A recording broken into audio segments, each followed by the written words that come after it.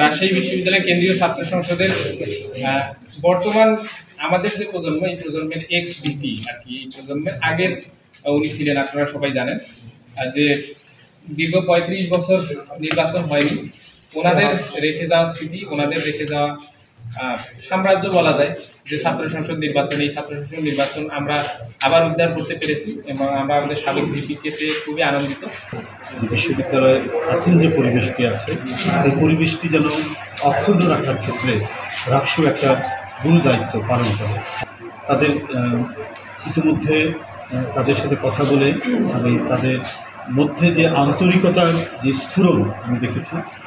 সেটার থেকে আমার কাছে এটা মনে হয়েছে তারা এই বিশ্ববিদ্যালয়ে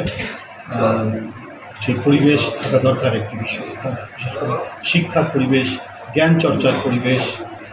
তারপরে গবেষণার যে পরিবেশ থাকা দরকার, সেটিকে প্রমোট করার জন্য একটি বিশ্ববিদ্যালয়ের নির্বাচিত সংসদ যে দায়িত্ব পালন করে, যেভাবে আমরা অক্সফোর্ড ইউনিয়ন দেখেছি টানা তৃতীয়বার অর্জন করেছে দেশের সেরা সুপার ব্র্যান্ড স্বীকৃতি, যেভাবে অন্যান্য পৃথিবী বিখ্যাত যে আলমা ম্যাটার, যে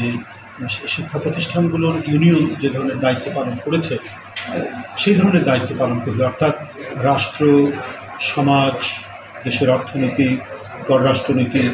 এবং সব সম্পর্কে এই বিশ্ববিদ্যালয়ে এবং এই নির্বাচিত যে ছাত্র প্রতিনিধিরা আছেন, এগুলো নিয়ে তারা আলোচনা করবেন, বিতর্ক করবেন। আর যেন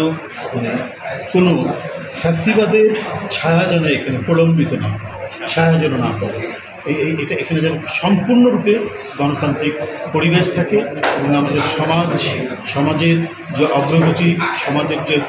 প্রগতি, এটাকে এগিয়ে নিয়ে যাওয়ার জন্য, বিনির্মাণ এবং এগিয়ে নিয়ে যাওয়ার জন্য ছাত্র সমাজ যেমন আগে থেকে অনেক আগে থেকেই যেমন ঐতিহাসিক ভূমিকা পালন করেছে,